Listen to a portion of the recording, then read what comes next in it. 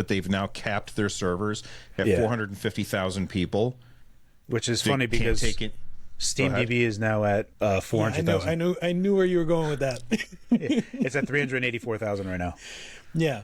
Carrie's point being everybody's playing on PC.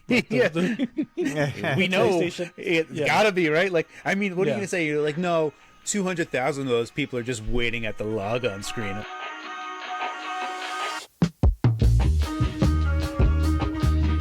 I'm in the middle of editing this episode right now, and over half of the people who watch the NerdNest podcast or listen to the NerdNest podcast are not yet subscribed to the YouTube channel, and I would love to be able to get my hands on that silver play button this year. So if you ever found any enjoyment, entertainment, or information that turned out to be useful for you by watching the NerdNest podcast, do me a favor and click on that subscribe button below. Welcome back to the NerdNest podcast. I'm Bill. We've got Carrie, Russ, and Rich here today.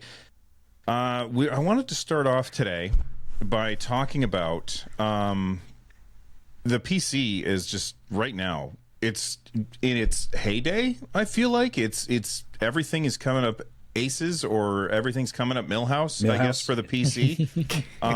It's really a good time to be a PC gamer. And Rich, you put this headline topic into our show notes about Sony making this announcement. You wanna hit that real quick? Yeah, so this is Sony's announcement. Well, Sony said a few things, but one of the things that they said was they want to get more aggressive with their multi-platform releases. I know that there was some talk about whether or not that also meant Xbox and Switch, like Xbox coming over to PlayStation and Switch, but it seemed like, you know, this was pretty clearly about the PC, maybe mobile as well. There's, you know, talk about just, especially with the success of Helldivers 2, now reaching 300K concurrent users, that they just want to get more aggressive with their PC releases and perhaps seeing more day and date releases. So as far as like games as a service games like Helldivers 2, to me it makes total sense for them to do day and date, but I don't see Sony actually doing day and date releases for like single player games. But one of the things that I've been thinking about, and by the time you guys see this, I'll have a video that comes out yesterday or the day before talking about this. I feel like they need to take the lag time from when it releases on PlayStation to when it releases on PC and get it a lot closer. And right now, what I feel like Sony does is they wait until they've got a sequel coming, and then they're like, all right, now let's release the first one, because that'll generate interest in the second one, which is exclusive to PlayStation. But I think what they should do instead is just watch sales numbers. And as soon as sales numbers start to dip, pull that trigger. And I'm curious what everybody thinks is a good lag time. So, Carrie, how long do you think they should wait for those games that aren't gas games, as you say, the games as a service? How long do you think is a good lag time? Oh boy. All right. I'm of the belief that hypothetically, in this situation, is Sony spending money again for another marketing round, or are they not marketing it for the PC release like they normally have been? That's a really good question. If they're not going to market it, then they should release day and date, because the marketing money is already spent for that particular game. There's also FOMO going on, and people don't want to miss out. There's lots of reasons why you would want to have PC day and date for Sony, all of their first party stuff, if they're not going to be spending the marketing dollars on, doing for the PC release. For what it's worth, the types of stuff like when Horizon first came out, like their first big splash, that sold reasonably well. But you look at the sales of them, they kind of like were trickling down as they're going out. But it's like a blog post would get written about it. And it's a weird thing. Like, I almost feel like they anticipate PC players to just do all the work for them to like sell the game.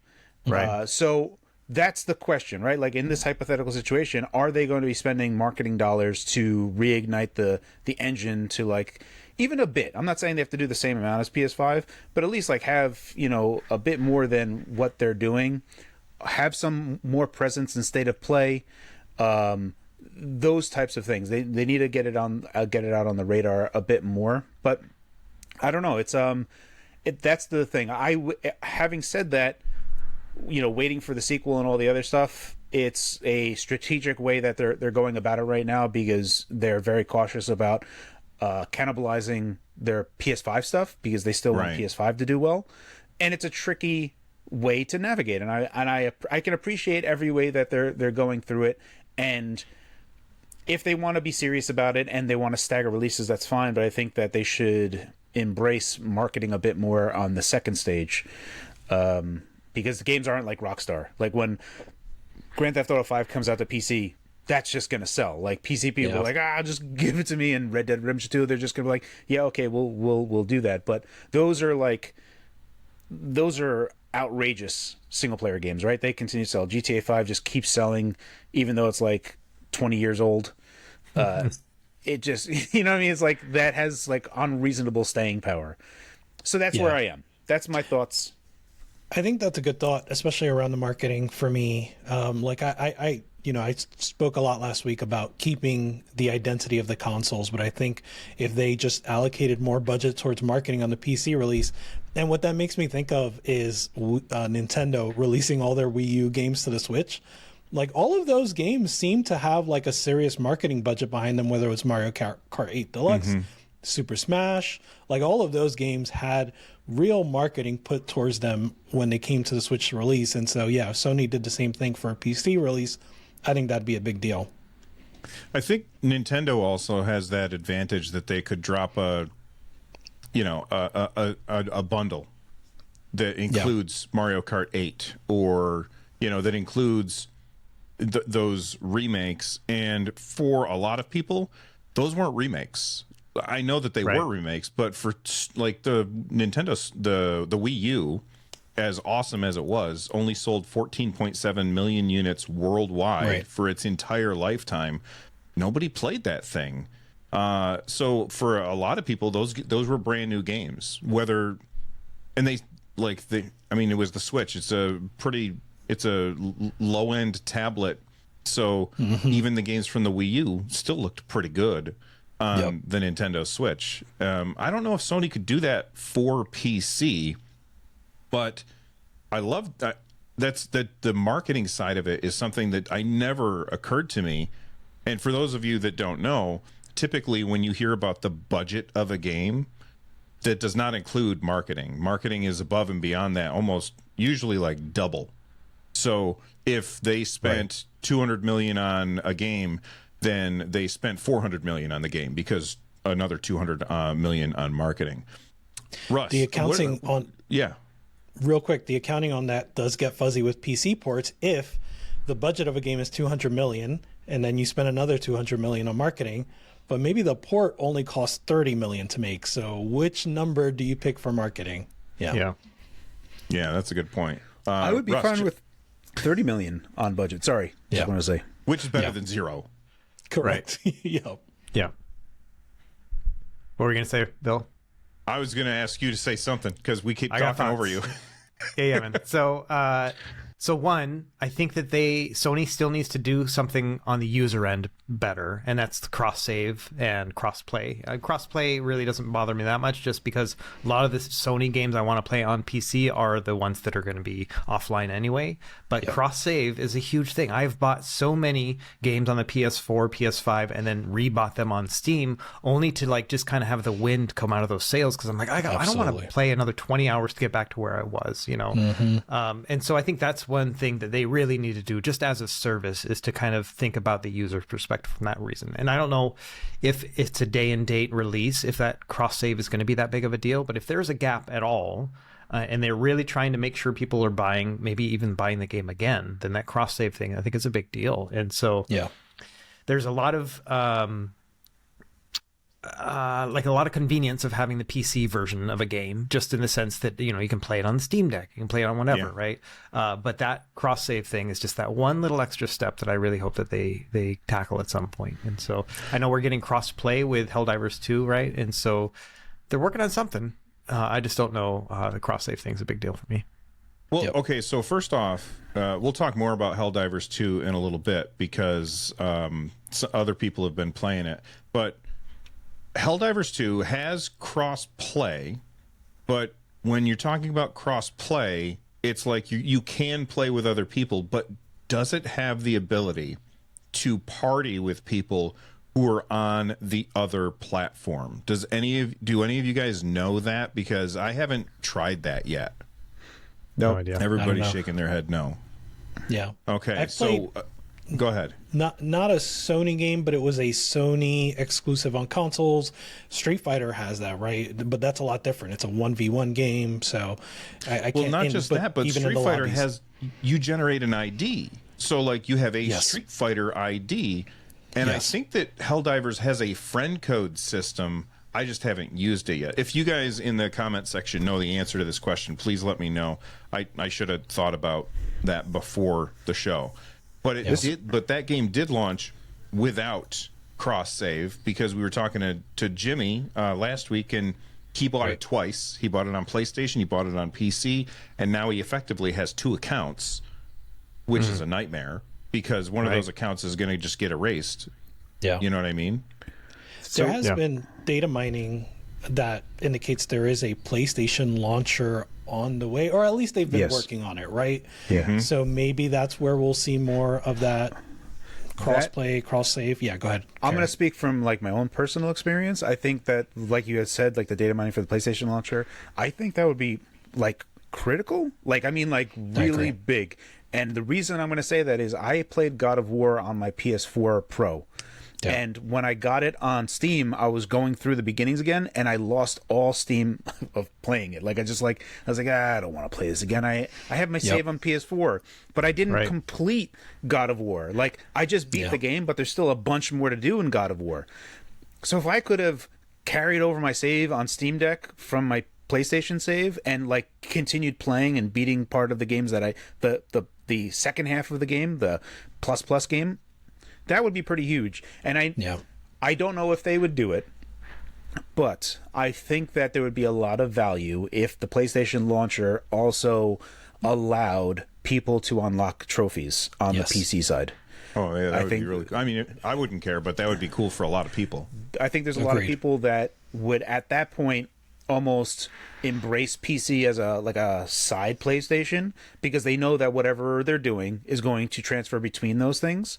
And I think that's a really critical part that would, in it of itself, like if they just spend money, like they're like, we have our marketing money for $30 million on marketing. Should we put that to PlayStation Launcher? Like put it on PlayStation Launcher. I think that's a better use of funds than trying to like market. Yeah, that would be big. I have to agree with Russ on that. That would be huge. So I played Last of Us 2 Remastered over this past week a bit, and it's a PS5 game, and I beat Last of Us 2 on PS4. When I booted up PS5, they were like, hey, did you play on the PS4? I'm like, yeah. And so they're like, let me check. And they like check my account. They're like, sure enough, here are all your trophies. Here's your save game. Like, you want to start with New Game Plus? And I'm like, absolutely. And that was amazing. You know what I mean? Like, I had all of that experience of an upgrade. And I don't think that was Sony. That was Naughty Dog. But still, super cool that they had that all set up. And that's a very user-friendly experience. That endeared me even more to Naughty Dog and just PlayStation in general. And I want more of that. I ran into I was playing Final Fantasy VII Remake this week because I was trying, I finished it, which is something I never do. Nice. But I was like, I wanted to finish it before Rebirth came out, which I think is next week. So I sat down and I started last week and I was in the very early stages of the game. Just like you, I had bought that game on PS4. And just like you, it's like, hey, do you want to use your old save? And I said, yeah, I don't want to use my old save not because I really love the beginning of the game. I'll talk about that later on in the show. But because I want to relearn how to play because I don't remember stuff. So I started over and I played a bunch, ended up finishing it. But I had also purchased it, I don't know, like 4 months ago on the Steam Deck.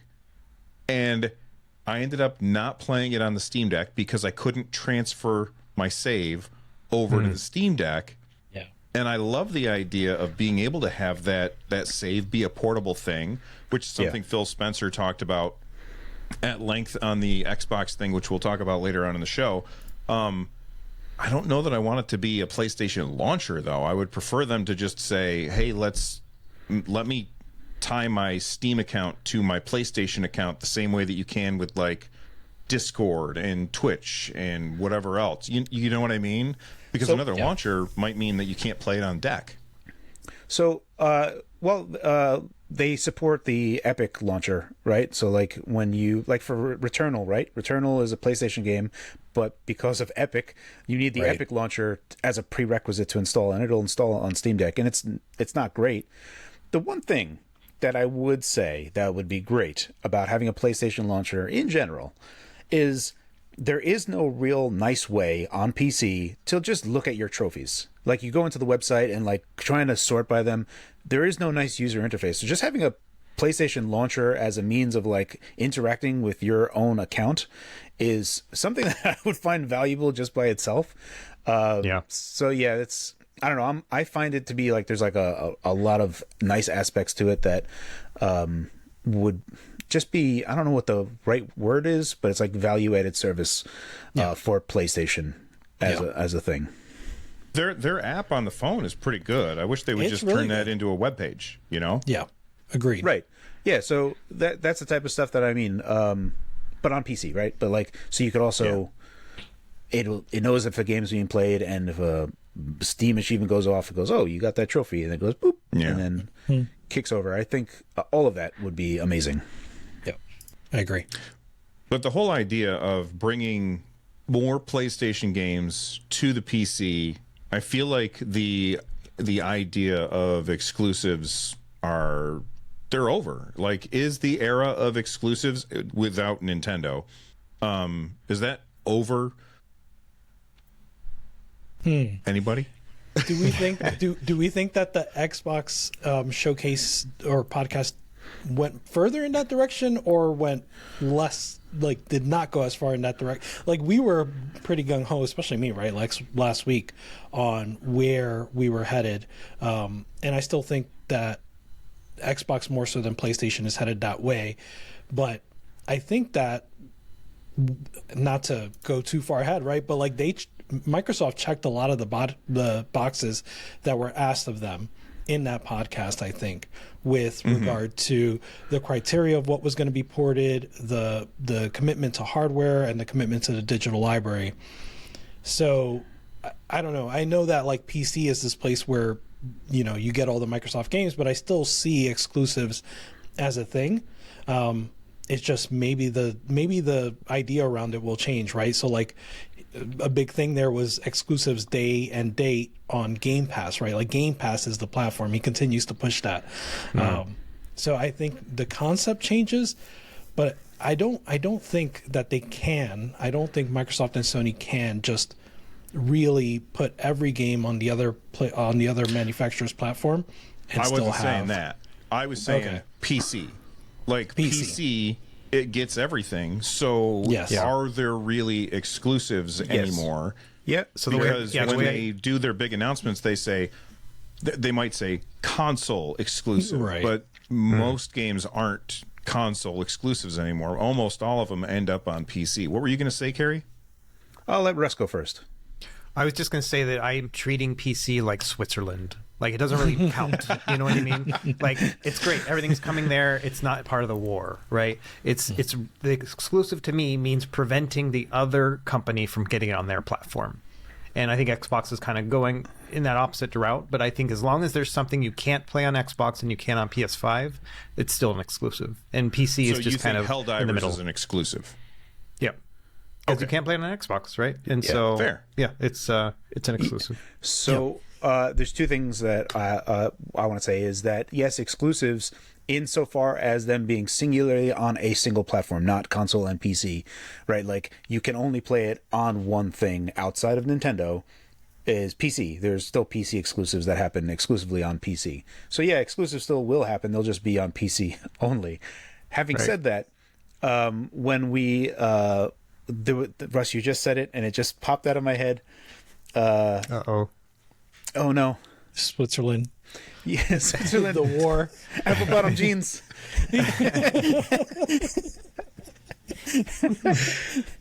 That is hilarious. Oh goodness. Well, we'll go on. Yeah, I'll say that I think that Nintendo, right, like being that shoehorn in this, is still really interesting, right? Like now there's reports that they're not bringing out the Switch 2 until early 2025. Yeah. Which is ridiculous. But nonetheless, right, like they're still coming out with like a new game almost every month, and these are games that you can't find anywhere. And so I think that Sony and Microsoft won't ignore that too, right? Like they want to be able to build that identity as well. Well, I would say that PC again is winning because you can play Switch games on PC. So Yeah, and I feel like the longer they take to release the Switch 2, the like closer it'll be to emulatable on the PC. Right. Oh, right. I Yeah. know- Like Steam Deck 2 is going to come out like, a year after the Switch. It's like, I can emulate Switch 2. Yeah. I did remember what I wanted to say. Go for it. Really quick. This is about platforms, right? If PlayStation is a platform and Game Pass is a platform, and it's not so much dependent on the box anymore. That was the big thing. The big takeaway that they got from the podcast was they were referencing Roblox and Fortnite, which themselves are their own platforms. And Game Pass is a platform, which is probably why we're never going to see Game Pass on Steam. Because then that would be the losing the exclusivity of Game Pass, right? Yes. Like Game Pass is Game Pass. So I don't know. It's interesting. It's an interesting thing to think about. I do want to quickly mention, really sorry, Nintendo. They're coming out in March 2025, right? Looks like if they come out with March 17th again, roundabouts, right? Like the Switch one did, is that Nintendo could once again have the same type of thing that they got, but in a better situation where Breath of the Wild was for Wii U and the Switch at the same date. Instead, they could have multiple like launch titles for the Switch 2 that looks better on the Switch 2, but is also still compatible with Switch 1, and people can buy one game that they know is going to be forward compatible with the Switch 2. I think it's going to be a big thing for Nintendo, even though I think overall it's not great timing. Yeah, I definitely March want 10th to talk would be more. better. Say that again, Russ. I'd say March 10th would be better. Mario Day. Right. Yeah. I will say we're going to talk more about Nintendo later on in the show.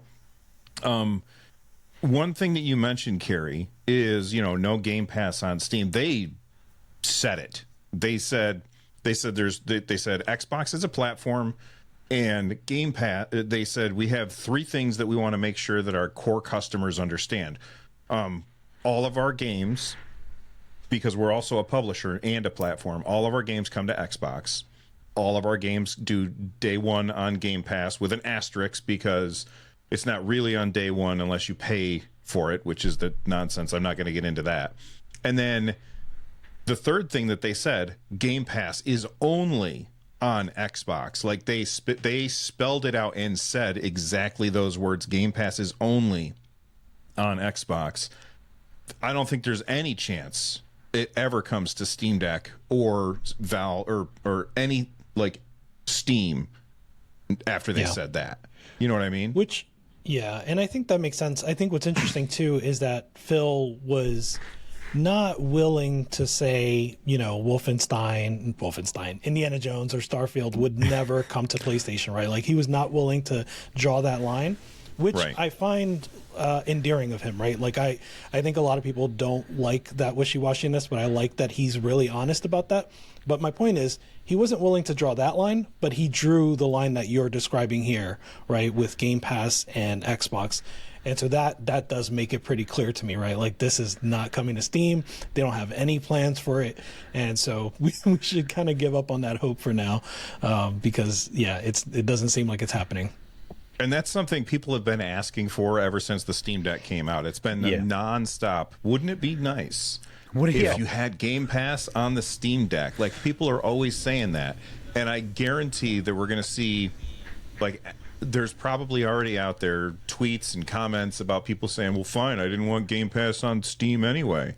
And they're the same people that have been asking for it because it is a really good deal. When you look at it, it's a ridiculously good deal. But I was really disappointed that they said no, and now I'm sad. But that's okay. I'll just play them on my Xbox, I guess. So they win. Yep. Yeah. All right, let's move on and talk about the games that we've been playing this week. Rich, start us off because I've heard of Astalon but I don't know anything about it. So I want to hear what this game is. Okay, in the Discord, I called Astalon the best Zelda 2 game, but that's also kind of selling it short because Zelda 2 is probably the worst Zelda 2 game out there, right? Like, if you've all heard of like Shantae or Wonder Boy, is it called Wonder Boy? The Dragon's Trap, like that game? Yeah, I don't know that one. The one where you're a shapeshifter or whatever. Yes. So there are these like proto Metroidvania games, right? Like there are 2D platformers that came out before Metroidvanias were really a thing. And they had this like, exploration, somewhat backtracking aspect to them. And Astalon is like that. There's some sort of like roguelite element to it where you're doing these runs kind of deal, but you play between 3 different characters, and these 3 characters have 3 different traits. Like one of them jumps higher and can kind of do a double jump, well, really more of like a wall jump. Another one can shoot projectiles that go through walls, so that can help, get a switch that may be on the other side of a wall. And then there's another one that can do melee, so they're the only ones that can cut certain barriers, things like that. And so you just go through exploring this world in 2D. It's pixel art, NES style, and it's fun to break down those puzzles, but also it's just a really good looking game if you like that sort of chunky pixel art game. I tried to search for it on my Steam Deck while you were talking about it because it sounds cool. Astalon? Pretty sure, yes. Nothing came up. Tales Am I of spelling the it wrong? Earth. Did you find I it, will have to look it up later. Carrie? Is it Astalon Tales of the Earth? Tears of the Earth. Oh, that's right. Yes. Yes. Yeah. Okay. It looks cool. Yeah. Yeah, I like it. That sounds really awesome. I'm just going to go ahead and mention the other game because it's very similar to that, which is Lords of Exile that I've been playing. That's a 2D side-scrolling, right? Yes. It looks exactly like a Castlevania 3 sort of game. Mm-hmm. It's almost like Shinobi in the style of Castlevania 3. So big overarching bosses and nice animations, things like that. I love that game so far. I think stage 6 out of 8 stages. So it's really fun. That's not a new game, is it? Like, it's been around for a while? Because I feel like I played it on Switch a couple years ago. Lords of Exile is new. You may be thinking of another one, but Lords of Exile just came out this week.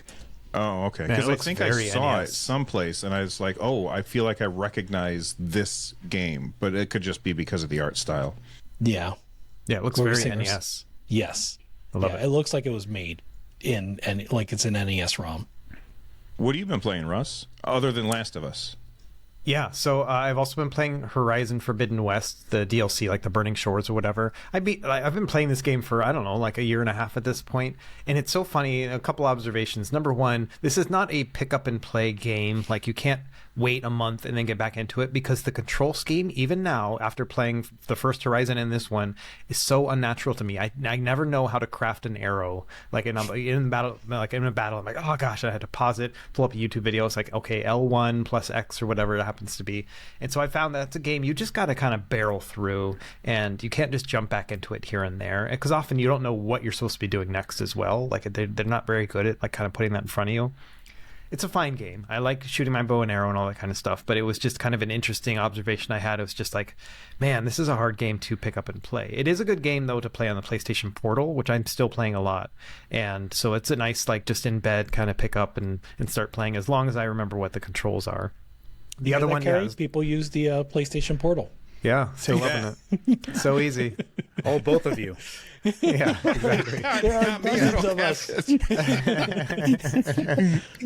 Yep. We got our own support group. But then, yes, I have been playing Last of Us 2 Remastered, and that's an interesting one because I do not like playing that on the Portal. I need it on a TV. Like, I want the cinematic experience. And so the other day I was playing it, Last of Us Part 2 Remastered. Oh, okay. Yeah, and so I was playing this one, and my son walks in. He's 15, and I'm like, oh, he's kind of at that age, right? I'm like, okay. And he immediately was just struck by the game. And he's like, what is this?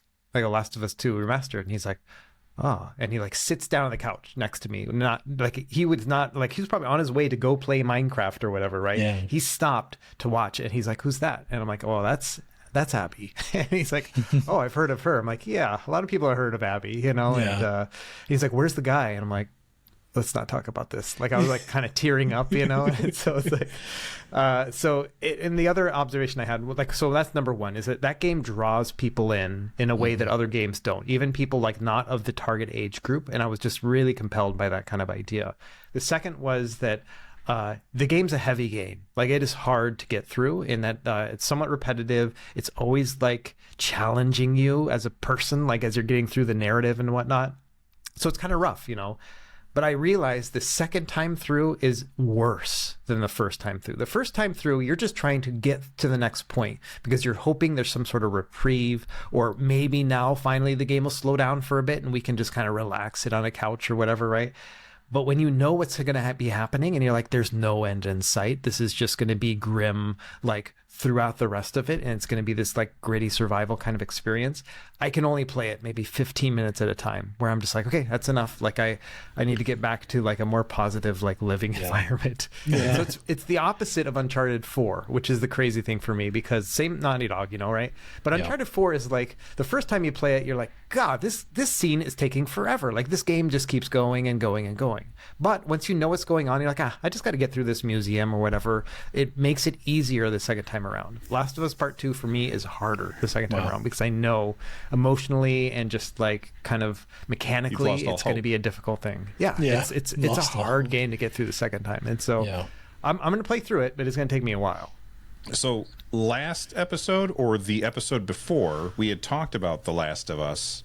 Then I installed Last of Us 1 Remastered on my PlayStation, and I did boot it up, and I played through, I want to say I got to the future, like 25 years later or whatever. Okay. So I played for a half an hour, 45 minutes or something like that. And boy, you guys were not kidding about it being basically shot for shot for the show. Like it is bam, bam, bam. They were very close to the source material for the TV show, which is great. That's great. It makes me sad to know that if I keep playing this, that there's going to be no hope. Like I have nothing to hope for, because I don't know anything about the second one. I haven't played it. I don't know anything. But now I know that it's a hopeless situation. And apparently something about the guy is sad. So I'll find out that eventually.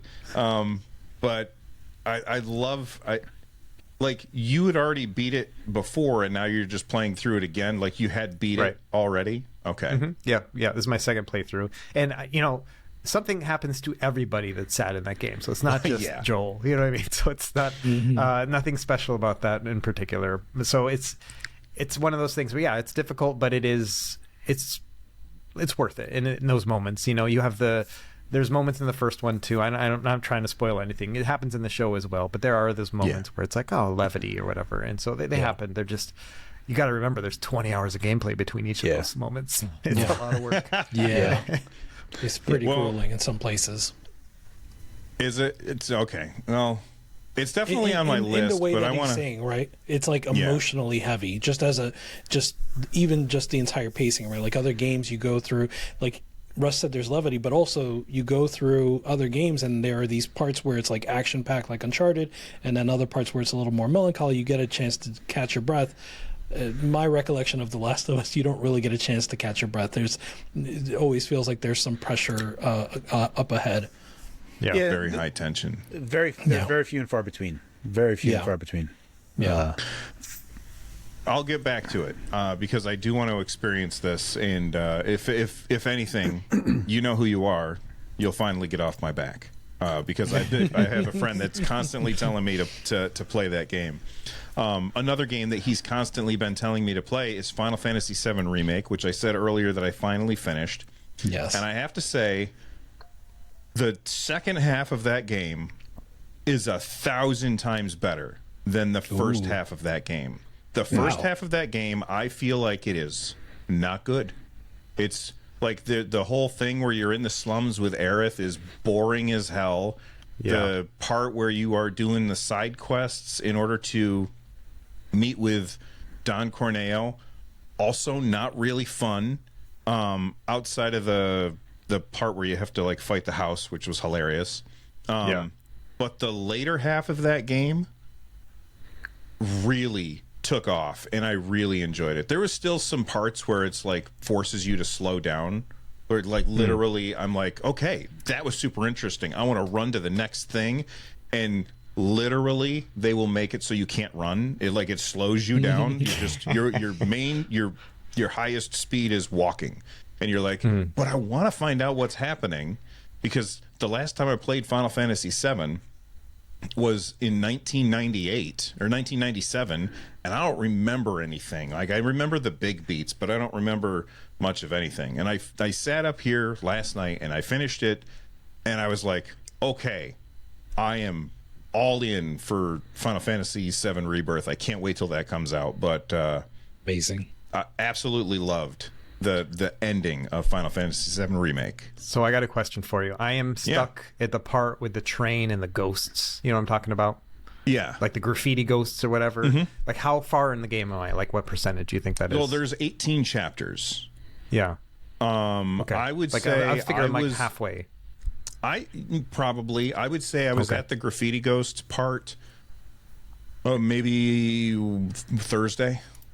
Okay. But yeah, because I do. I want to do the same thing. I did want to it get all through day. it. I sat down and played all day yesterday. Wow. It was just so good, and That's awesome. Push through, Russ, because the end stuff is really, really fun, and especially the fight with Rufus, I thought that was really cool. And you know, I know people are like, spoilers, but I mean, it's the same thing as that was out in 1998. So don't yell at me, people, because although who knows what's going to happen with the next one. Are you guys picking the new one up, Rich, Carrie? Not on Epic. Yeah, I'll pick it up. He said not on Epic not because on that's Xbox. where it's going to be right, on PC. When I'll pick it up. I'm where you were, a week ago. I still haven't finished Remake, so I have to finish Remake. And we were talking about the port to PC, so I had gotten about halfway through on PlayStation, and just bought it on PC and thought I was going to pick right up where I left off. Not literally, but just with the vigor that I had, and the wind got knocked out of my sails. So I think the biggest thing that I wish that they did was that they changed the naming system for the games. So like you have Remake, Integrad, and then Rebirth. It should have just been Final Fantasy VII Rebirth Disc 1, Final Fantasy Remake Disc 2, because Disc 2 is coming out. And then there's Disc 3 and then Disc 4, and you just have to wait 20 years for all those 4 discs. And that's it. Final Fantasy Is that 7. the plan? It's going to be 4 of them? I think it's 3. Oh, 3. Okay. Yeah, so I've it's heard just 3 as well. I think the 4 discs that came out of the original PlayStation one was just a promise for the future. Right. We're gonna remake this 4 times. And so Was it, four yeah, times. was it a I 4 think disc that- game, though? I thought it was a 3 disc game. Is I it thought 3 it was disc game? 3. Oh, then 9 is 4 discs. Oh, but then I don't know. Yeah, I think, if it's just 3 discs, then it's Perfect. exactly right. Yes, so disc 3 then. Yes, then we're perfect. yeah. Yeah, I loved my time playing that game. Carrie, what have you been playing this week? I've been playing a few of the games that I've always been playing before, so I put more time into Brotato. And Brotato is just like a Vampire Survivors horde roguelike. It's like a bullet hell roguelike, right? Like that's what it essentially comes down to. Yeah. And it's pretty good. They go in a different direction than what Vampire Survivors does. Whereas Vampire Survivors, you only have like a reprieve every time you get a level up, and Brotato is time based per wave. But as you play through the game, you unlock different characters that have a bunch of different weirdo stats. Like there's one guy called the Bull, and he can't get any weapons, and his only ability is that he regenerates health very quickly, and every time someone hits him, he explodes for 30 damage of everything around him. So that's the only thing you do is you just heal up and then you charge into people to explode them. And that's what you're doing. So there's like weirdo things. So you have the Lich and other stuff. And then there's achievements. I got most of the achievements done for like general achievements, and now I just have mostly beat the game with this X character. So I'll probably just like, mop those up over time. I've been enjoying that. Played Tony Hawk Pro Skater 1 and 2. Much like how Russ said earlier on in this video, in our pre-show, we were talking about just the airplane level. And that's pretty much all I was doing. It's just like chaining combos and getting the feeling back. And then I would like bounce off of it. And it's not as... I didn't have that same draw that I originally had, and it's probably because there's just too many games to play. I've been playing a bit of Guitar Hero 2. and just getting back into it. I actually, so I had this whole escapade of reducing the amount of apps that are on my TV, and I've been cleaning my area. And I was thinking about bringing my Xbox 360 upstairs to my living room so I can play up there instead of having to play down here, just because it's too cold. So my I say this because my fingers are cold, and I'm like, that's why I'm not doing good. My fingers need to be warm to play the game. So I've been playing that, and I played a little bit of Helldivers 2. I finished the training, I got my cape, and then I named my ship. And I went to my ship and I said, go here because lots of people are there. And then it kicked me out and then said, server's full. Please try again. Yeah. I reviewed the game and that's what I gave it. I saw someone, I think it was on the Steam Deck subreddit, made touch input menus for the stratagems. So I saw they just that. do that, and it does the D-pad stuff. So that's pretty funny. Is that cheating? Like, because that's what they That was asked. the They question. said, is That that was- yeah. cheating? I think so. There's that same type of cheating that takes place in Apex Legends. You guys ever see that? Yes. Yeah. Yeah. So like the turnaround. Yeah. I don't know. Yeah. Like a dash, turnaround, something, aim. Exactly. So Yeah. you'll be playing with keyboard and mouse, but the Steam input will be like controller settings. So you press a button and it does all these controller things, but then you're going back to playing on keyboard and mouse. So it's like it'll whip through. It's like you go up to a crate, press a button, and it'll zip through all the stuff and put it in your backpack. And you can go along and do a 180. But because it's a Steam input, it's not detectable at all because Steam is like, yeah, it's Steam input. That's no problem. Just let them play. Yeah. And basically, they're swapping between controller input and going back to playing mouse and keyboard.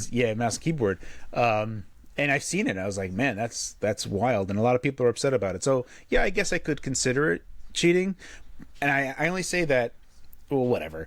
I played a little bit of it and I was doing the stratagems and getting my pinky finger to like hold down control and then do WASD for the movements and stuff. I was like, oh man, this is gonna take me a beat to like get that muscle memory down because it feels awkward to me, right?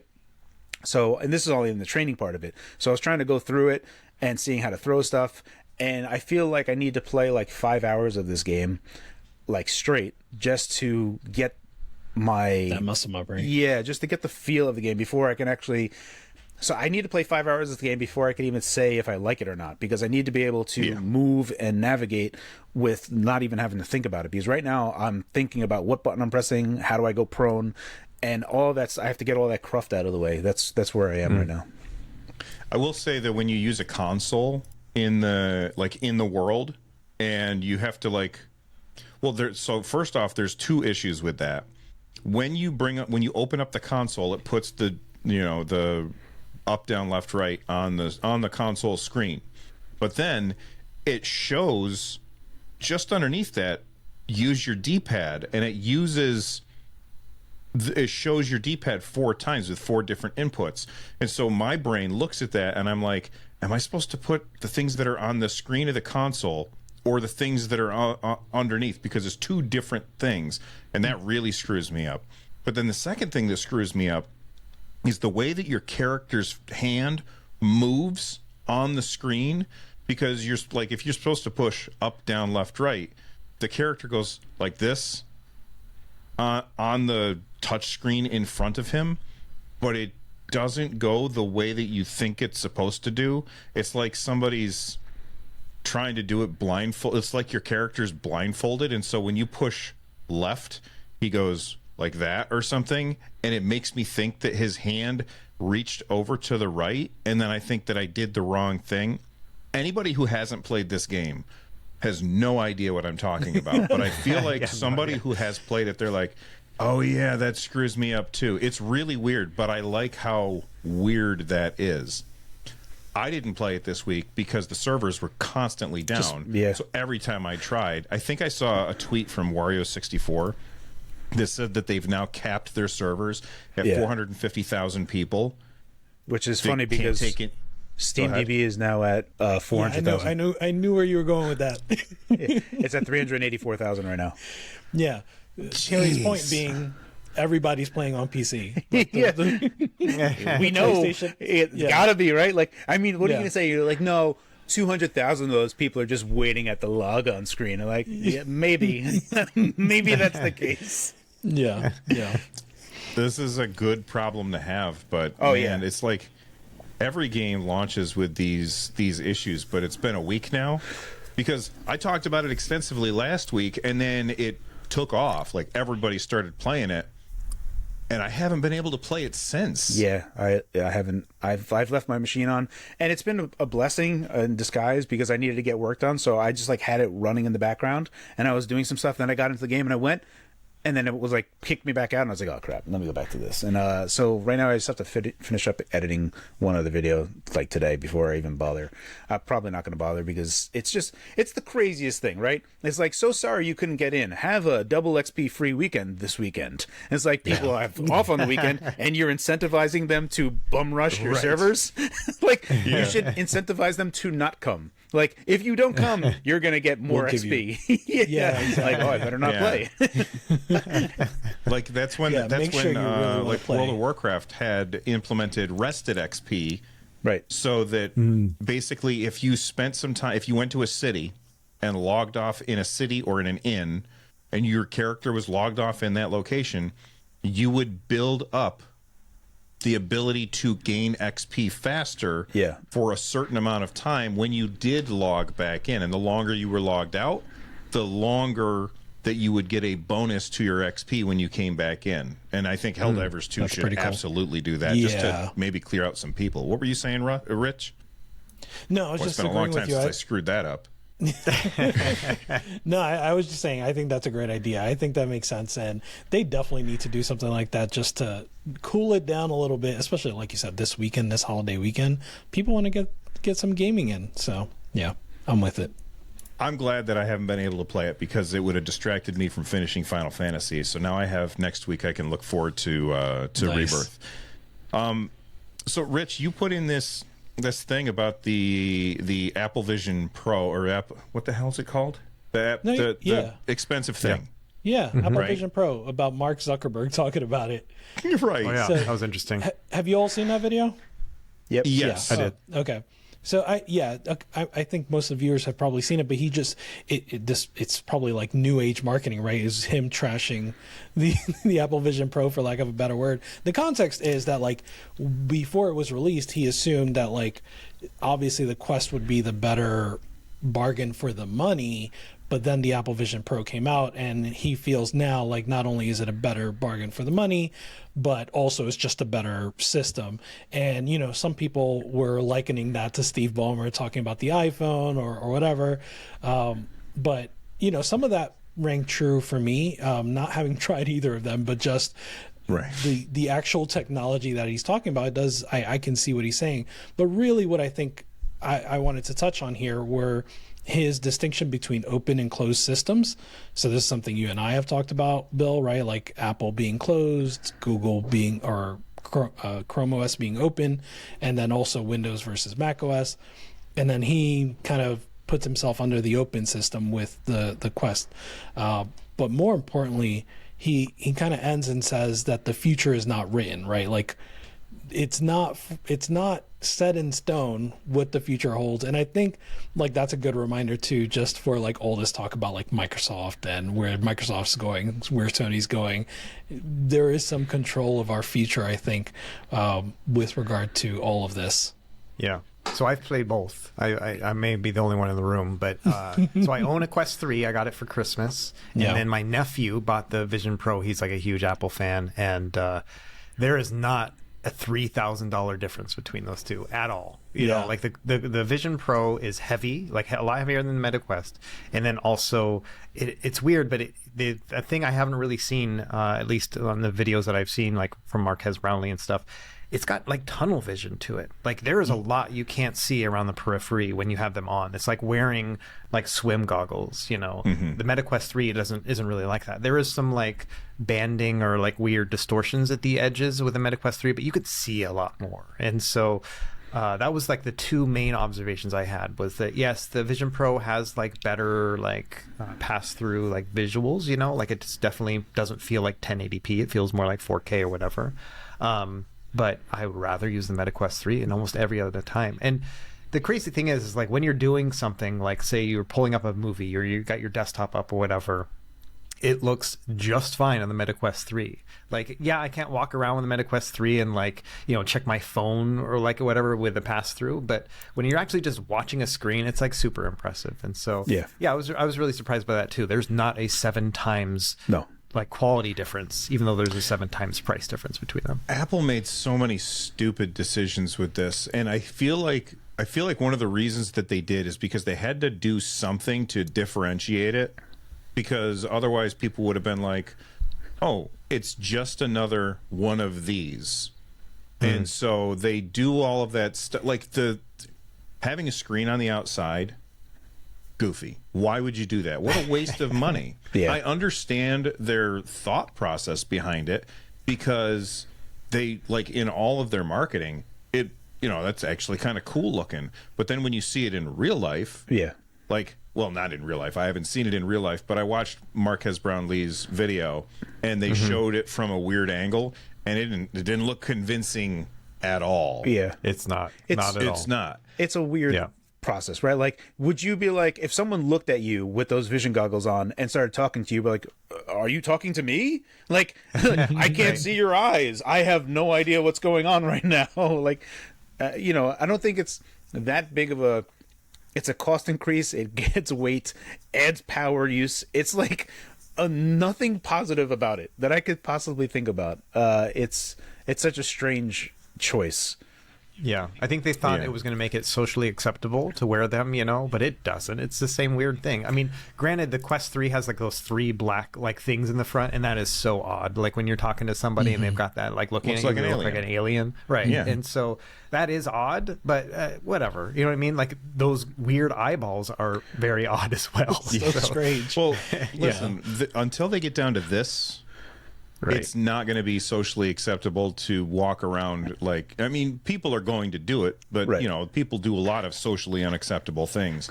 I just don't see people using, I guess, what do they call it? Spatial computing. I don't see people using spatial computing XR. Outside of their friggin' houses. Until you can just do that. That's a long time away. Much like Russ said, I think that the big thing for me that has always been a thing that I've always wanted for virtual reality is to get rid of, like, the MetaQuest 3 does have a wider field of view, but you can still see the periphery of where that ends. And I feel like the further that they can go out to, like, because I can still see my hands out here, right? Like, they need to figure out a way that you can, you know, there's no high resolution, right? But I'm aware that there's something here. Oh, speaking of, Bill, we talked about this with passive foveated rendering. They do have it on the MetaQuest 3. So it's noticeable. Once someone said they do have it, I said, if it's always on, then you got to be able to see it. And sure enough, there's a border. So wherever you're looking, if you go like this, it's always there. So the passive foveated rendering is basically 2x2 VRS. It's defined borders. But you're going to see this very visible band on the top and bottom that is like half resolution. It's an interesting technique that they're doing. It's not foveated rendering. It's just passive foveated rendering. Because like the idea is, well, if you're not looking at it, if you look straight, the resolution around your eyes isn't great. So it does blend in. But the problem is that when you're moving up and down, it's such a clean line of full resolution and then half resolution that it sticks out. It sticks out like a sore thumb. And once I became aware of it, it's like, oof, you can really start to see it. Yeah, and the PSVR Pro has the eye. Yeah, you've ruined it for everybody. You're like, oh, there it is. Well, the PSVR 2 has eye tracking. And the foveated rendering watches where you're looking, and this is the same thing that the Apple Vision Pro does.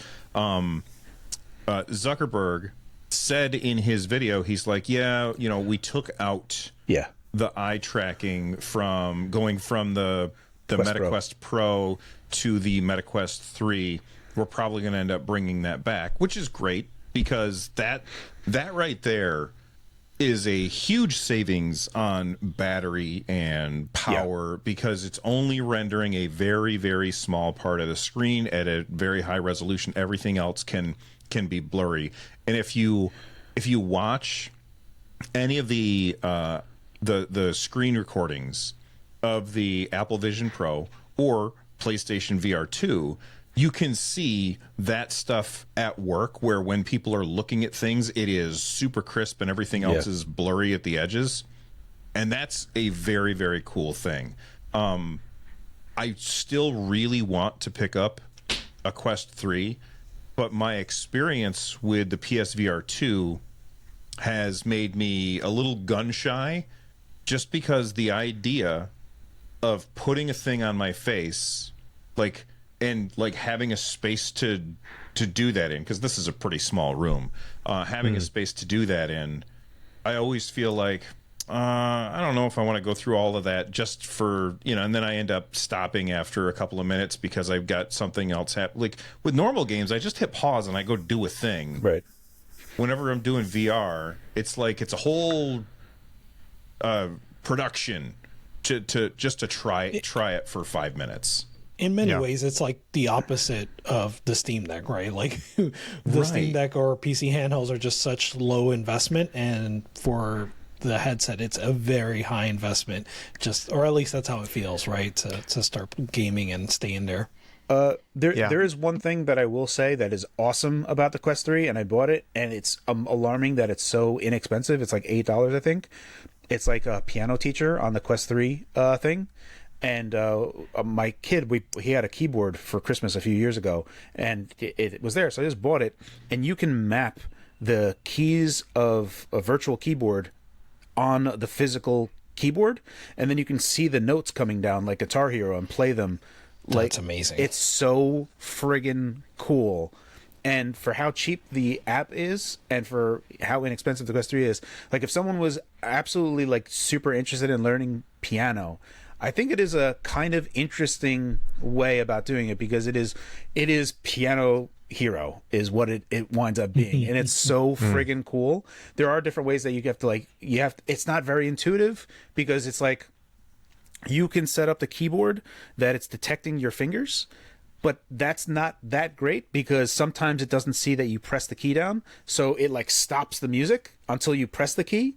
So instead what I do is I just say, don't worry about my finger tracking, and just keep on letting the notes come down, and you can just start playing, and like you can hear the keyboard just fine. And it's so fun to like, as you're getting the hang of it, you're like, oh crap, I'm actually playing a song. Like, that's great. It's so you so rapidly get to play a piano song having no experience whatsoever. It's a fantastic, really fantastic experience. Really recommend it. I will say for me, good. Well, that's a very different experience from Guitar Hero, because on Guitar Hero you got five buttons and the little wobbly thing. And it's like you could play a song in Guitar Hero, but you're not really playing the song. Yeah, you're not in this learning piano game that you're playing. You're actually playing. Yeah, it's really wild. It's awesome. I was going to say, the thought that keeps coming to me when I use my MetaQuest 3 is that, like, I wish this, but if I was single and I didn't have a television, I wouldn't need one. Right. Because the MetaQuest 3 like does all the TV stuff that I would ever want. I can stream my movies or whatever. It looks better than on my TV because it's massive. I can like lay down and it's like right there, It is pretty amazing from that standpoint of just like media consumption. The only thing I can think of is like, okay, I can't play like my PS5 games on this. I'm sure there's a way I could figure that out. There's some app or something. But desktop streaming is amazing on that. And there's a specific app. It costs like $20. It was totally worth it. And so I can play my PC VR games. I can then also just use my desktop on this huge screen, like I wouldn't need a computer monitor if it just wasn't so heavy and the battery life was better. You know what I mean? There are some caveats there, but that was a thought I just kept having, was like, man, I don't need a TV. I don't need a computer monitor. Like, this thing is good enough that it does both. And it's not in the same way that like the X-Real glasses are. Right. Like they're totally different. Like, it's like, okay, this is a cool little substitute, but this is like, holy crap, like it's better. It's an upgrade. So there's one thing that I've always wished. I don't know if you guys have used like 3 monitors at any given time like for work or whatever, like using 3 monitors. There's been a thing that I've always wished would be the case on Windows, and I looked into it. I was like going through the whole steps of like actually putting up 3 webcams on each monitor, because I was often going to like look at this monitor and I'd start typing, but I was typing on that monitor, and I was like, oh crap, let me move the mouse over here and type over here. And if you have eye tracking, you already know what you're looking at, so you know you're typing on that monitor, right? Like, so that's like, oh, that would be amazing. So if you had eye tracking, you could just do that with your virtual monitors. You don't have to like think about, you just look and start typing, and you look and you just do things. It doesn't work. That would be cool. And here's why. If you got to watch MKBHD talk about this with the Apple Vision Pro on the Waveform podcast, because that's the way that it works, is because there's no controllers. So you select things by looking at them and doing this with your fingers, right? With pinching with your fingers for the audio listeners. And so what he was finding is that a lot of times when you sit down and you are typing something on a computer, you are also looking at other things at the same time. Right. And what happened to him is he said, it forces me to have to look where I want to type, and I can't look away from the things that I want to control. Right. And he says that basically the number of times where you're looking at something that you're looking at something and you're controlling something else at the same time is way higher than you think, and it falls apart. I think you just need a fuse. Like if you're looking at something and you start typing and I look somewhere else, it should know that there's like a rubber band that I'm still typing in the input field that I was in before. And just because I'm looking somewhere else doesn't mean that it has stopped. Also, the Quest 3 does this. You can actually connect a Bluetooth keyboard and mouse to it so that you can operate virtual screens inside the MetaQuest 3. So I wouldn't really be using my hands or anything to like move stuff around. In my, like, maybe I'm just too old. Maybe I would in some cases, but I'd probably just be using the mouse for a lot of things. But I would submit that I think that there is a software layer that you could tune up. If it's too aggressive, like how Marcus Brownlee is saying, like wherever you look, like you can just be like, can't look away, because that sounds terrible. That sounds truly awful. Yeah. I think that just I think part of the problem there was the eye is needed specifically for the key that you want to press, right? Like you have to look at the actual key, not just focus on the window that you're typing into, right? So I can see how that would make it harder, just from a software layer. But for what Carrie's describing, seems like you can handle that in a software layer. Going back to what you said, Russ, about monitors and TVs, it's interesting because sadly it's Bradley, the like VR YouTube content creator. Right. Apparently he's been waiting for like an opportunity to ditch his monitors, waiting for VR to get good enough. And I will say he said the Apple Vision Pro did that for him. I don't know if he actually threw his monitors out, but it was good enough now where he feels like he can. I will say, like, if we get to a point where we can edit our, like as YouTubers, right? If we edit our videos on a massive screen like that, it would be amazing. I'm a Mac user, and so I haven't figured out the whole like streaming from my Mac to the MetaQuest 3. I'm sure it's probably possible as well. Yeah. So it's an option, but again, it's like the weight of it, the battery life, like it's just not quite there yet, but I can see it coming, and that's pretty cool.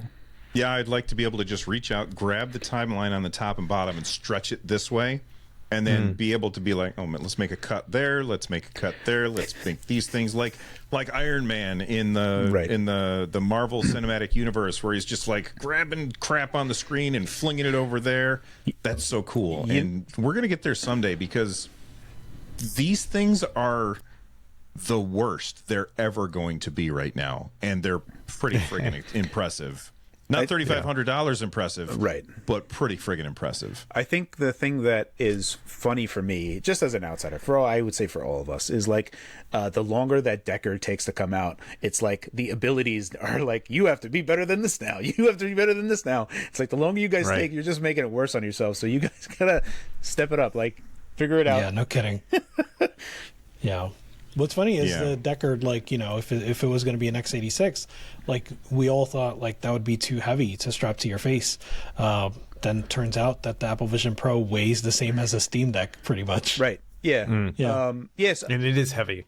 There's I mean, but the problem with it is that it's all in the front. All of the weight is in the front. They could have like done something to redistribute it. I saw somebody suggest like that you that you take headphones and you put the weight on the two sides of your head so that it would redistribute things, and it's not just on the front. And just put the screen here and have the computing part over here underneath your headphones. You know, that something I did not appreciate that is like a must buy for me now. I don't know. Do you still have the original straps that come with your Quest 3, Russ? Yeah, I'm totally vanilla. Dude, the Elite straps, they're crazy expensive, like $70, right? They sell like the M3 Pros or whatever. There's like a third party one. Getting a new strap for how it goes onto your head is a game changer in terms of comfort. It is a night and day difference, because I bought my son the Quest 3 and he had just the things. And my mother-in-law was like, well, what should I get him? And I was like, oh, just get him this accessory. You know, it's a good price. He's going to like it. And I put it on. I tried the difference. I was like, goodness gracious. The difference in comfort in being able to just use it at length is vast. So that is that's good. Yeah, it's a really big thing for me, like a really huge thing for me, because maybe it's just because of how my glasses are and everything, but how like I need to like position it and how much pressure I need to put in for everything to be clear and I don't have anything going on. With the Elite strap, it's much better. With the I know the Apple Vision Pro has like you just like little magnets for your glasses that go you can pop in, which is really cool. Yeah, do they have magnetic little ones on the Quest 3 as well? They pop out. You can get prescription lens. They pop out? Yeah, okay. It's not magnet. That's really cool. But yeah, you can get prescription lens, so you don't need to use your glasses and just pop them in. That's all. They're pretty expensive for what it's worth, but you know, if that was something that you knew it was going to be solely for you, it would be worthwhile to get.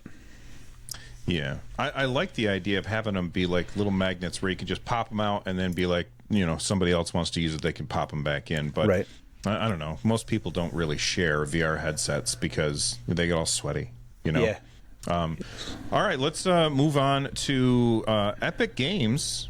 You know, Carrie's not using it, but it seems like some people are using it. They did their year in review, and actually I was a little impressed by their numbers, although they said that spending on third parties in the Epic Games Store is down 13% year over year, but their other numbers actually seemed pretty decent. I just probably screwed up my screen. Okay, there we go. Rich, you put this in there. You really did a lot of the work for the show notes this week. Thank you. Because I was looking and I was like, oh, he already got that. He already got that. Tell us about this, man. You're muted. My bad. I was going to say, okay. I didn't get a chance to look at it too deeply. I did. One question I had right off the bat, right, because it was $950 million spent by PC players on the Epic Game Store in 2023, and that's 16% increase year over year. Does this include Fortnite? It's gotta. I refuse to believe it's their Yeah, of course. Yeah. So yeah. Go ahead, Carrie. I download the free games. I have 445 Epic games like on my launcher. Wow. Through all the free games. So I just always just remember. I'll get it. And so I'm up to 445 right now. So I have them. There's some games that I don't have on Steam or elsewhere that I have on the Epic Steam launcher that I'll like consider whenever I want to play it. But so no one buys anything on eggs. No one buys anything. Well, that was interesting too, right? Like either way you look at it, 586 million free games given away. So if you compare that to the third party spend, they gave away 1.5 times more games than each dollar they made off of third party games. So that sounds rough. And then if you were like Carrie and remembered to boot up the Epic Games Store for your free games, you basically, according to Epic Games, you got $2,000 worth of free games on your store.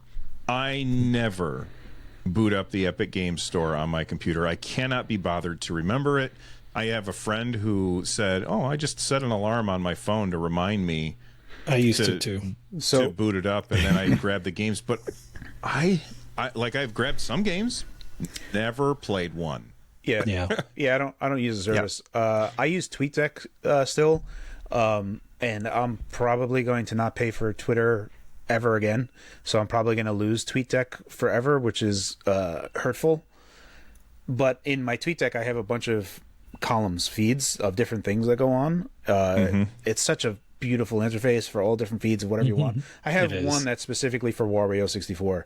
So any updates that he has, I see it instantly within a second, which I've been used to, like, whenever I need to jump on like PS5 launch, Xbox Series X launch, like literally I'm like there. I'm like, I'm here, time to start going. And he always posts about the Epic Game Store, and you can redeem them via the website. You don't need the launcher. So that's always been like, oh, that's nice. Yeah, that's been just way better. I just have it logged in on my web browser, and I just click on the link when he does it, because he usually is like, the next game that's going to be free is in 1 hour, so if you want to download this game, do it. I'm like, oh, thank you. Boop.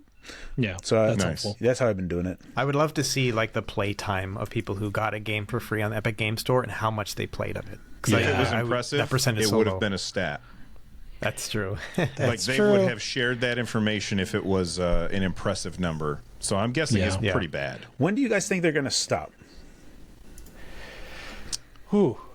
I mean, they have too they much got that money. Fortnite money, so They got Fortnite money, so just keep on giving out free games and hoping that eventually it's going to turn the tide.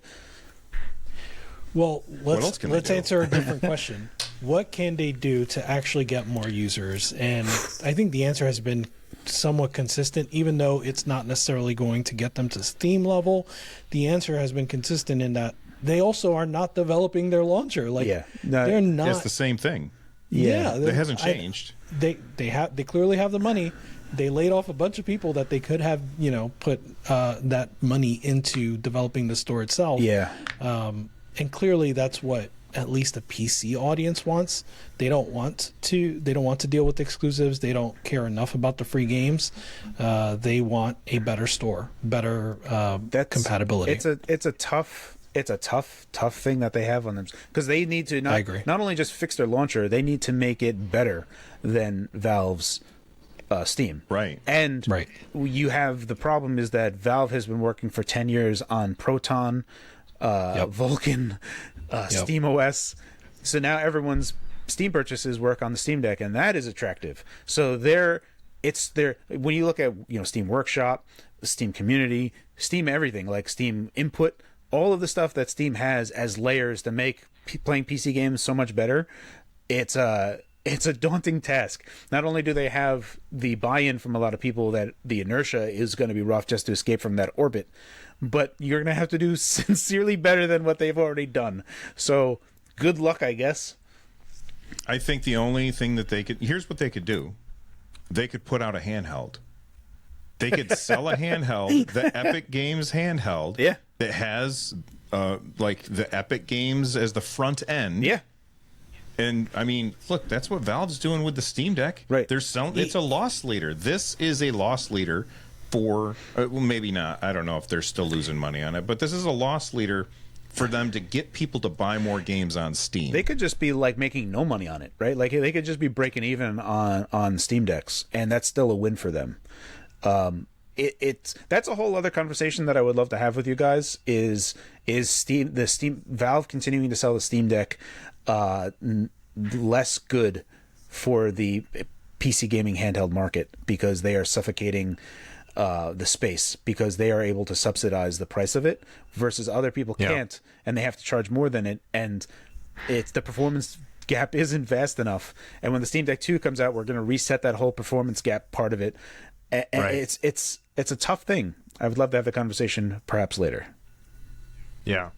No, same with me. Like I released that Neo Flip review this past week, and holy smokes, the amount of comments I got about the cost of it was just crazy. Like way more than any other handheld PC video I've ever made. Yeah. I don't know if it's because people were thinking, well, this is a 3DS system, so it should cost 3DS prices, but people were angry that this thing cost more than a Steam Deck. And I'm like, you know what? It plays a lot of PC games too, and I tried to show that in the video, but people are just like, this is $800 to play Mario. No way. I'm like, that's not really what we're talking about here, but yeah, it was kind of interesting. Oh, you know what? I meant to tell you, Russ.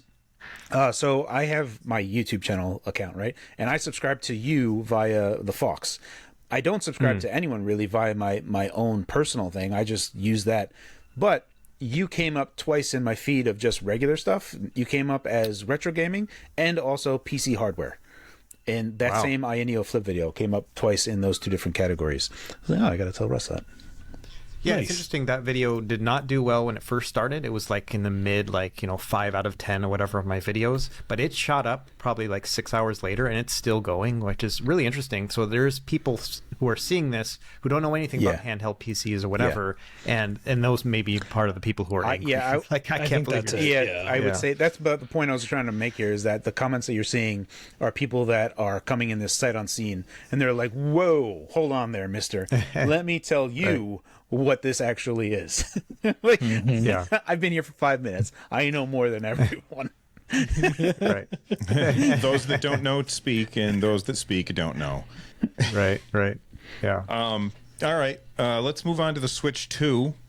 We talked about this a little bit before, getting delayed in quotes, to Q1 2025.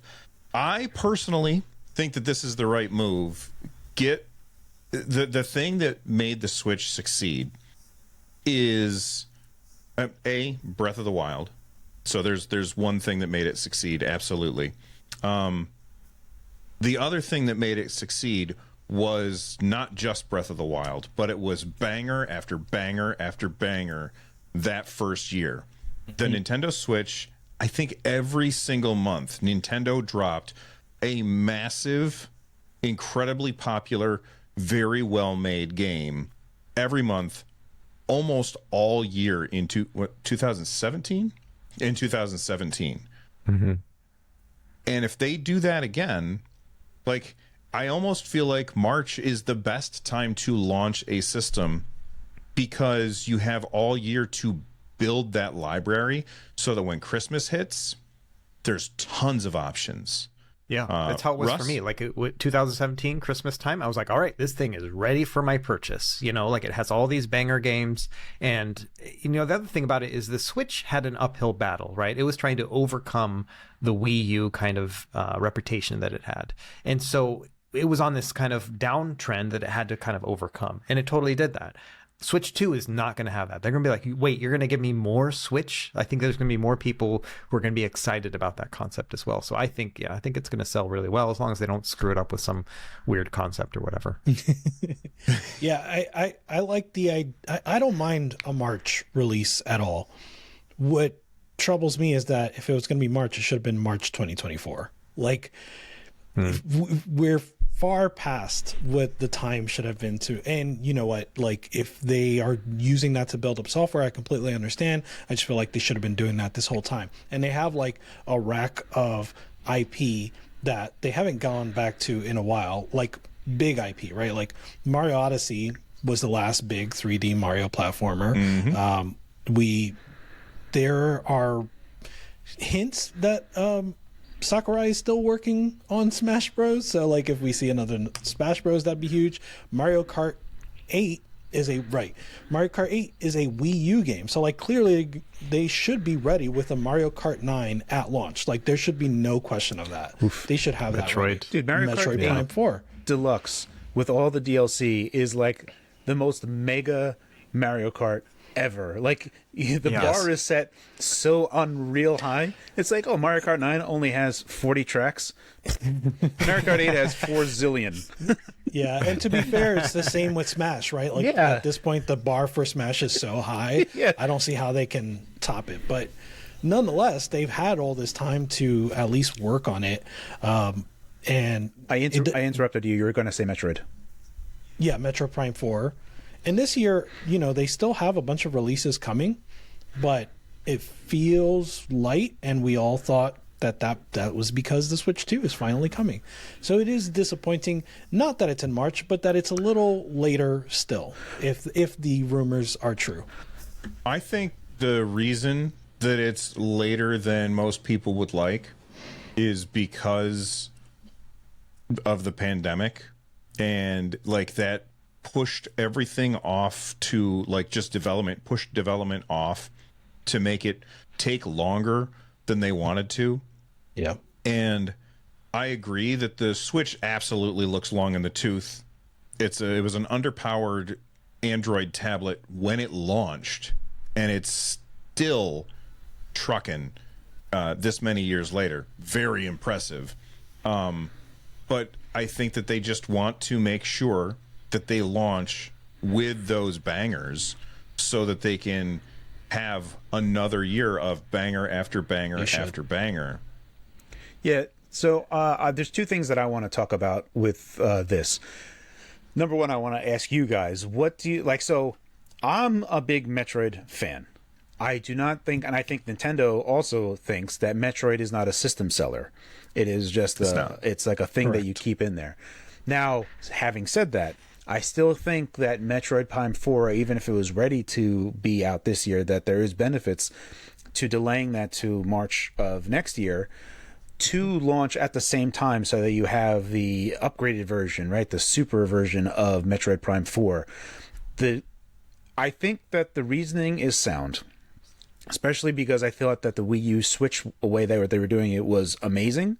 Not that there was a bunch of people that had the Wii U like we all knew, but it was enough of a thing that people that had a Wii U can still get the latest Zelda, and people that were interested in getting the Switch, they were launching with Zelda. That was like a great twofer, and I think that there's a lot of things that they could line up outside of just having Metroid Prime 4, because if you have a super strong lineup, not just one singular tentpole, but a bunch of different tentpoles that you could launch, and still anyone that bought any of those games, it'll run on Switch 1. You know what I mean? Is like, that's just a win-win. So from that point of view, I get it. The other part of this is largely dependent, and we talk about this, it's a running joke here, but it's largely dependent that the longer that Nintendo waits here, there is a group of people that I feel that own a Switch that do not buy third-party games on Switch because they know it's going to be a mediocre experience. So they're not going to buy Witcher 3 there. Some people may, and because I want to buy portable, but some people are like, you know what, I just don't want it to look like garbage. I want it to play on, PC or PS5 or whatever, right? They have their third-party console, and then they have their Nintendo console. And they needed a new system to start creating this base of people that are going to start looking at Super Switch games and saying, hey, the image quality on this is now good enough where I think I'm going to start buying my third-party games here because the convenience is awesome, the battery life is great, and it looks fantastic. And when I dock it, it's fantastic. So I think that part of waiting longer for that to happen plays against Nintendo if Xbox were to come out with a handheld. Correct. Or PS5 were to come out with a handheld, because... Drink. Yeah. Remember what PlayStation did to the Dreamcast. The Dreamcast came out earlier. The price was good. The games look great. PlayStation said, wait. And everyone said, okay. Like, Dreamcast just evaporated after all the smoke and mirrors that the PS2... Like, go back and look at the launch trailers of a bunch of PS2 games that, were just complete nonsense that never materialized. There were still amazing looking games that came out for PS2. Don't get me wrong. There's still a lot of games on PS2 when you emulate them. They look fantastic. That's a whole other thing. But there's a part here where I could totally see where, because Nintendo is delaying this, they're giving the opportunity for their competition to say, hey, wait a year. We have a better handheld coming. And they're going to plant the seed of, don't get your third-party games here. It's a first-party machine that you're getting. Wait for the third-party handheld machine. Right. You led us down the road I wanted to ask, right? Like where I wanted to get, which is, exactly that, right? Like, what happens if the Steam Deck 2 really is in 2026 and it's just 1 year afterwards? And to an extent, the allure of the handheld is certainly not gone. It's bigger than ever, but the allure of going to the Nintendo console because it's handheld is diluted now, right? Like, the idea of a Doom Eternal port to the Switch is not, whatever that modern game is, it's just not going to be as fascinating anymore because we've seen it with the Steam Deck. So and then of course if Microsoft joins the party, if Sony joins the party, then even triply so that Nintendo is in for some trouble. The other thing to note is that Nintendo really needs to instill confidence in people that the digital ecosystem that they're buying into is going to remain, not like the Wii U or the 3DS or the Wii or the, you know what I mean? Like it's like, oh yeah, that Wii stuff, yeah, it's all gone. You don't own that anymore. Right. Buy these new games, please. So they I think the way go that ahead. go ahead. I was going to say, I think the way that the Switch 2 can maybe compete with that kind of higher end level gaming is if they do something revolutionary with the dock. Instead of it just being like a thing you put in and then it can go to your TV, which then third party people can just make their own versions of, it's got something else going on. And I don't know how they could figure this out, but like added RAM or some sort of like power component to it that is exclusive to the Nintendo Switch 2, that when you plug it in, it is a much better experience as opposed to just kind of a little bit better when it is currently docked right now. They do something like that, and I could see it really being a more competition, you know, where it's like, this thing, yes, is a handheld console, but it's a pretty great home console too. I don't know how they could pull that off. I think that RAM couldn't work that way. I think it has to be on the board, you know, just from a speed perspective. But, you know, things along those lines. If their engineers can come up with something that really revolutionizes that idea and keeps it to only Nintendo can do that, I think that might be a big win for them. Yeah, how many of you guys actually dock your Steam Deck these days? I do. I never do. Yeah, not I do it every now and again. You know what my Steam Deck dock is? It's my PC.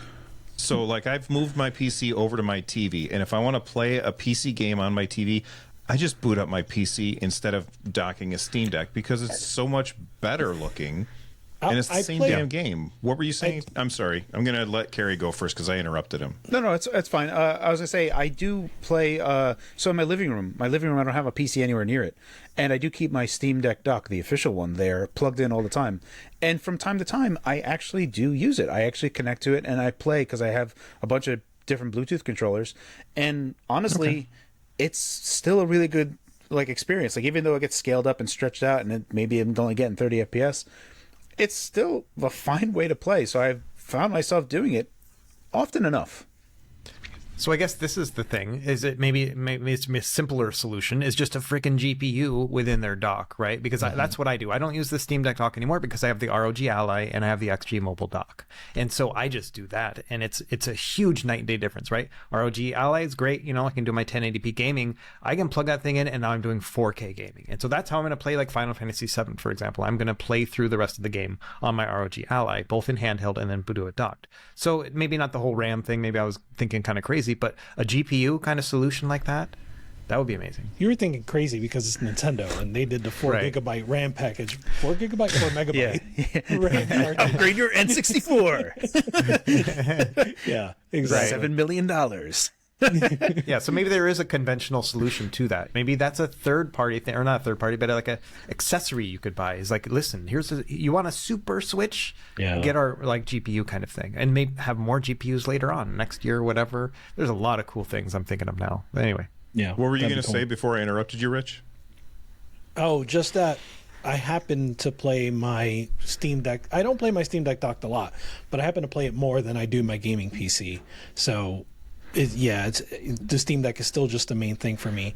Carrie, you kind of buried the lead because your whole setup is still just your WinMax, right? Yeah, that's right. So yeah, I'm upgrading to my 8840U now. So that this is like the dream come true for me, because like I've been like, there's a new CPU out, let me just upgrade but keep my GPU. And it's like I'm gonna ask my buddy who has frickin' laser beams, he's gonna cut some wood for me and just I'll show you some pictures. And Cyclops. Yeah. There's a part of my eGPU solution, much like how we had the discussion with the B-Link thing, where all the wires and stuff are just sloppily hanging over. I kind of have that with my eGPU now, and I just want to build a little box that would hold all the wires, and then that would just make it all nice and streamlined, so that it's just going to be like a little like cutout for the wires to come out and just make it all nice, because I have like a dock a USB-C dock that's just kind of like dangling on top of that. So I just want to like fix up that whole situation. But yeah, I have Thunderbolt. I use Thunderbolt to my Elgato. So I do Thunderbolt to an eGPU solution that also charges my Macs, and that goes via PCIe. So I have PCIe capture card to my WinMax, and then I go Oculink out to my GPU. So I effectively have two external PCIe cards to my laptop, and I take my laptop with me whenever I want to go, and then I have the power that's on there. And then when I get when I dock it, it has a GTX 4090, and then all of a sudden, PC gamer, like a mainline PC. So it's Cypher, who's amazing. He's on the GPT Discord, does a lot of work. He actually has a 7700X, an AMD 7700X desktop with a 4090, and I was like, dude, can you just run this one bench on Tomb Raider? So I ran my system, the 8840U, at 50 watts, connected to my GTX 4090, and I got around like 151 FPS in the specific settings, and he got 191 FPS in his settings. So his full desktop with full CPU power, going nuts, everything is like 25% better than my setup, but he can't take his anywhere that he wants. Like I can. Right. Yeah. And that's the 8840U with an docked to the Oculink that got you the 125 frames per second? 151, yeah. So at 151? When I push it to 50 watts. So the CPU is like gunning it. Like I'm pushing a lot of power. That's CPU only, right? So 50 watts, CPU only. And a little bit of... that wasn't hooked... Yeah. That wasn't hooked up to your Oculink. It was. No. I'm just saying power-wise. But he's saying that all the power is going only to the CPU as opposed to splitting it between CPU and GPU like you would usually like in a portable because my Oculink GPU is powered by itself. So I don't have to worry Yes, that makes sense. Yeah, so the 4090 is like chewing up 300 watts or whatever, and my 8840U is chewing up 50 watts. But all together, it is a very low power solution. And at 151 FPS, I don't need that. I only need to hit 120 on my 4K monitor to have, which is OLED VRR, which is great. So I've been playing, I accidentally started playing a video game while I was benching. Like, I was like, oh, let me look at Returnal because it's brutal on GPU. And then I just started playing for like an hour. I was like, oh, wait. It's a good game. I shouldn't be playing right now. But yeah, I was just having a really good time. And it's the best. It is the best. I love this whole situation that we have going on currently. That's amazing. I think the idea of that sounds really fantastic. What was the fan noise like on that device? Yeah, no, you can't. When you were pushing it at 50 watts, was it like... No, you can't. No, I have it like 2 feet away from me. I could not really hear it. Also, my GTX 4090 alarmingly makes no sound. Like, it has 3 fans, and it's just going. But I hear my GPD Win Max over my 4090. My 4090 is just open, right? It's just literally sitting on my desk right there, and you can't hear it at all. It's like alarmingly great. So yeah, impressive. There's lots of different things that you can do. You could also just tone it down to only do 35 watts on CPU, and then you wouldn't hear anything whatsoever. This is also like, this is stock thermal paste that's on there, so I can go to PTM, which is much better. It's like the only thing I recommend at this point. PTM 7950. This is a type of thermal paste. It's technically like a sheet that you're putting on there, but it's awesome stuff. You can also apply it like really goofy. You can mess it up, but because it will change to a liquid when it gets hot enough, it will kind of displace itself nice and will pump out whatever it needs to pump out. So you can apply this really sloppy and still get amazing results. It's the best thermal paste that there is. And, thermal paste, it's a sheet, but it's kind of expensive. But it's great stuff. Wholly recommend it. That's awesome. We talked a lot about the Steam Deck. We mentioned it a bunch, but I happened to be looking for topics to talk about, and I was on Rock Paper Shotgun. Did any of you guys open this? Because it said don't open this. Nope. Okay, make sure you're not looking, because I don't know when I click on it if it's going to open for you. Okay. And I saw this poll. It said, do you own a Steam Deck? 50,000 people answered this on Rock Paper Shotgun, and I want to know what percentage do you think people either had one or wanted to get one who answered this poll on Rock Paper Shotgun. On Rock Paper Shotgun, what percentage of people either have one or wanted one? I'm going to say it's very high. I'm going to say it's very high on Rock Paper Shotgun. Yeah. But I feel like I'm going to be surprised that a bunch of people are like, I would like one. I think there'll be more people who want one than have one. More people who want one than have one? Oh, okay. Yeah. But all right. You're asking for the total of want and have? How about this? How many people don't want one? Oh. They don't have one, they don't want one. What percentage of people do you think that is? I don't know. I feel like that's less than 50. It's got to be like no, like Yeah, I'm thinking 30-ish. Yeah, like 30ish Okay. sounds good. See, you guys are like right on. This surprised me. Only 40% or 40% of people said that they don't want one and they don't have one. And other people were like 19% said, yes, I use it a lot. 12% said, yes, I use it occasionally. 28% said, no, but I want to get one.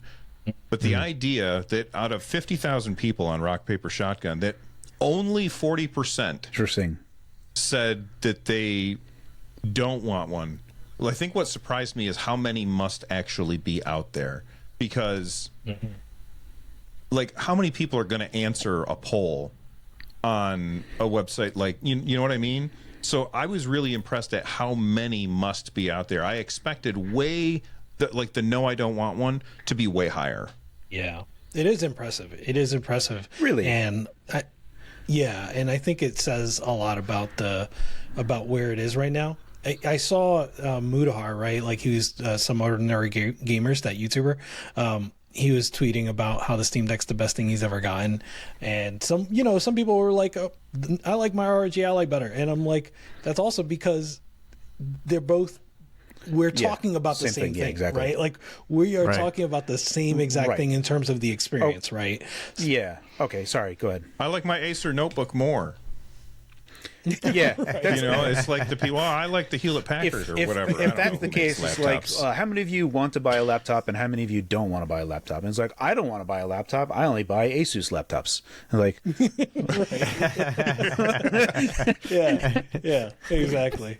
Yeah. wait a second. But were you going to say something, Kerry? Yeah, so it's weird to me. Now, the only reason I would say is, so Rock Paper Shotgun is a PC website, PC gaming website, right? Yeah. Like, so for me, the only reason that I could see that people would not be interested in getting a Steam Deck is because there is a PC game, PC Master Race, right? Like all of those people rock 4090s, latest high end stuff. That's what they do.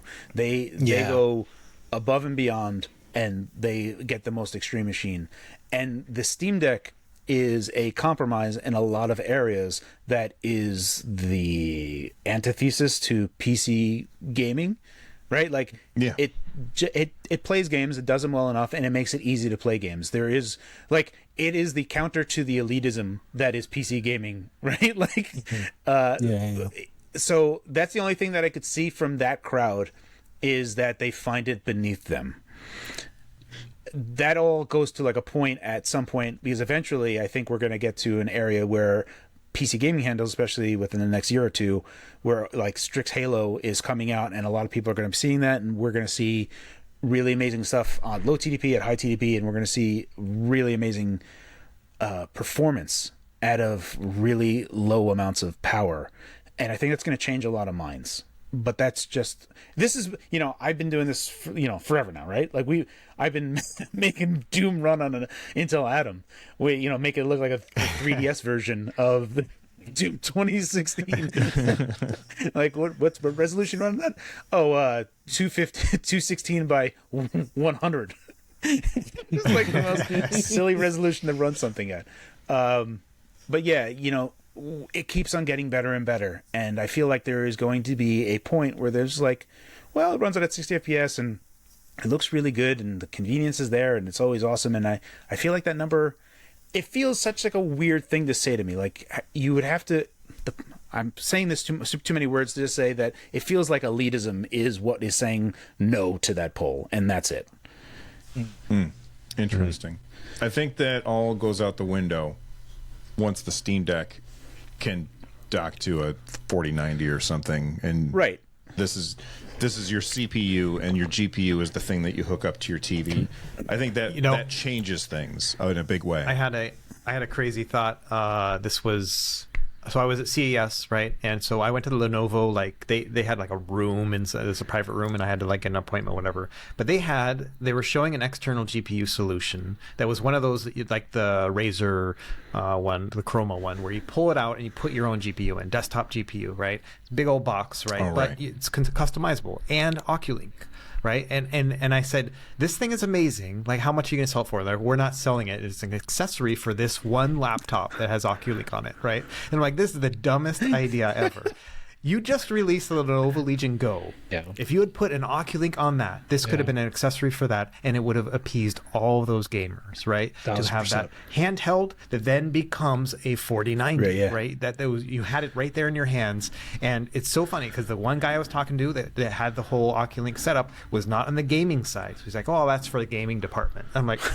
And then the gaming side, they're like, "We're not talking about the Lenovo Legion Go. It's already released. We have nothing to say to you." And like they literally like stopped me in the conversation. I'm like, "You guys are in the same room and not talking to each other about this, and you have the solution right Wow. here." Yeah. And so, yeah, it's one of those bigger companies. They sometimes don't put two and two together, and that was the solution was right there. And I had this thought like earlier today, actually. I was just like, man, they really screwed the pooch with that because they could have had right now an Oculink ready big handheld at Best Buy with that eGPU and appeased everybody. That would have been insane. Yeah. And it has, shoot, I hit my microphone. Sorry about that. It has a port right on the bottom, so you can dock it like a switch. You could just put it right in the front, and that would just be freaking fantastic. But they're not thinking.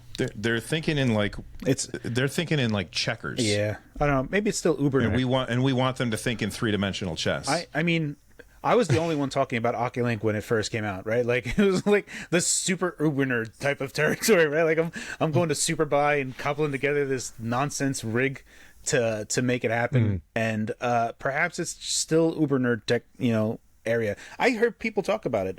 What was it? When I first did the Xbox handheld video I did 10 months ago or whatever, I got invited to another Xbox podcast, and there was a guy, Everborn Saga. He was like, man, they could do an external GPU. So even he was excited about that idea of, docking to an external power performance booster, right?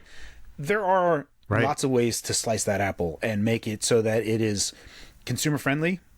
Oculink isn't, right? Like you can't just like, I'm gonna disconnect this and like let me just hot plug this PCIe slot. He's like, oh, my machine crashed. Like, for a consumer facing device, you need something that is going to be super hot pluggable and be able to survive that abrupt interruption of like I'm playing a game, like shunk, and it's like, oh, right. Yeah, the Switch kind of screwed us on that one.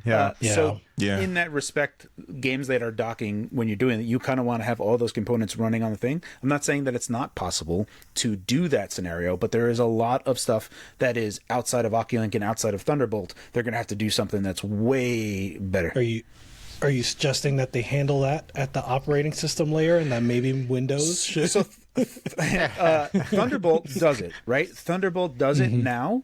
It handles it, and it has awareness of being able to disconnect itself.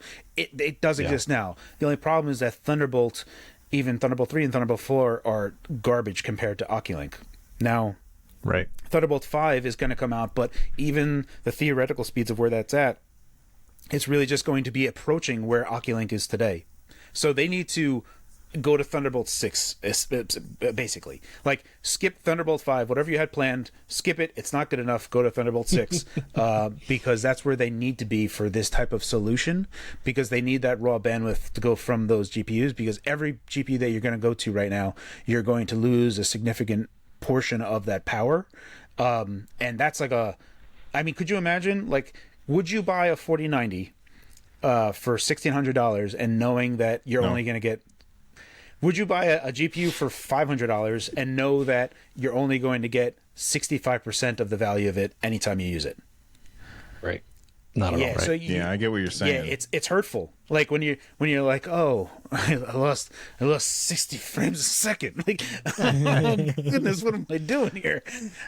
Well, the GPD-G1 does that really well because it has both Thunderbolt and Oculink. So you can kind of be like, all right, I don't got time to turn off my computer and power this thing down, then plug them in, then power them back up. I just need to plug it in and just do it for a little bit, and it's good enough in many ways. And so something like that might work. But again, that's complicated, having two different ports and two different trains of thought. You need it to be switch level, right? You put it in, it works, and you just have some 4-year-old just goes, I'm going, whoop, and just like, you need it to disconnect.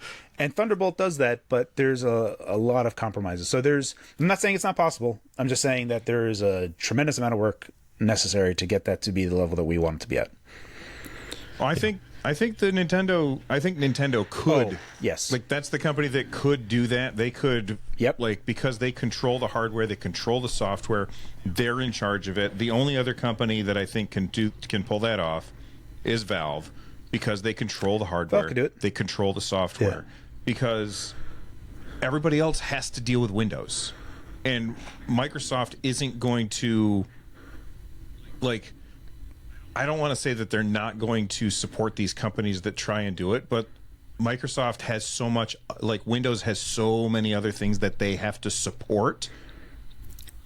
And when you introduce something like that into the Windows workflow, like a lot of times it'll break other things, and then they're like, well, I don't know how to, we can't manage all this stuff for your device. So no. Yeah, yeah. I even think like even though Thunderbolt works fairly like well, I have never tried Thunderbolt playing a game and then just ripping out the Thunderbolt connection and seeing what happens to the game. I'm pretty sure it's gonna crash. I've never reasonably done that. sure it would crash. The system would still be up, right? But the game would crash. You're just like burp. Your GPU just left stage left. Yeah. Yeah. Yeah, that's Interesting. Yeah, it's fascinating, but interesting. Yeah. We had some other stuff that we were going to talk about in the show. We had some Q&A from people who had left comments on the YouTube channel. So if you leave comments, we will talk about it, but not today because it's been an hour and 44 minutes already. I apologize. I will say real quick before everybody tells us what videos they're working on, if you want to support the show and you want to get an ad-free experience, then check out the Patreon. It's linked in the show notes. Carrie, what videos you got coming up? So right now I have 2 videos. I'm editing my Ambernic RG556 video today. Largely there's like a lot of things to like about it. It finds itself in an interesting place in the landscape today. It's just the analog sticks let me down a lot compared to like the Retroid Pocket 4 Pro. So that video is coming out, and then I'm also going to finish up all the benchmarks for 8840U, my GP2 MX2 8840U. It's looking surprisingly great. And that's all we will say about that, because I want you to watch his video. But we were surprised in the Discord. Russ, what have you been working on, man? So I just did a video about what did I do? The Retroid Pocket 4, so the non-pro that released yesterday. And it was in line with what I was thinking. You know, for $150, it's an excellent handheld, but for $200, you can get the pro version and get a lot more handheld. So that's my recommendation. Now I'm working on the Neo Pocket S. And so this is their next Android handheld. This is like total prototype. Like I have to send it back to them. I'm not allowed to show benchmarks. Like there's all sorts of stipulations with it. But at least I can say how it feels and whatnot. And it's really kind of neat. It is very close to like Carrie's idea of a phone with controls on it, because it's got this very sleek like feel to it. You know, it does look really nice. A full glass panel, but it has Nintendo Switch sticks and it has a very flat feel. To me, what I've been thinking is that this is a very sleek Nintendo Switch Lite, is what it feels like. So, anyway, I know they haven't announced it, but do we have has there been any indication as to where they're going with price?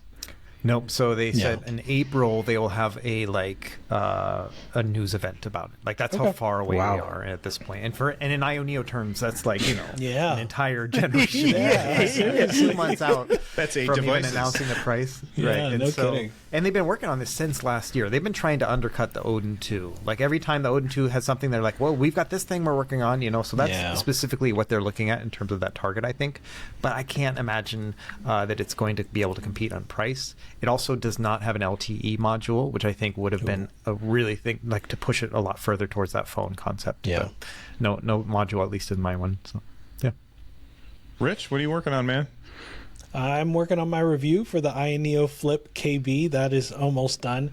I did encounter some QC kind of issues, so I'm disclose all of those. But I'm hopeful, because usually I haven't really run into that with INEO very much. So I'm hoping that this is just a really early sample. I know that they said they're still working on the hinge, they're still working on the speakers, that sort of thing. But yeah, that review should be up, if not tomorrow, probably the next day. Awesome. Well, I just want to say thank you to everybody for hanging out with us for almost 2 hours. I think that this is the longest episode that we've had yet, and it was a really fun conversation. So thank you guys for hanging out with us, and until next time, stay awesome, everybody. Bye-bye.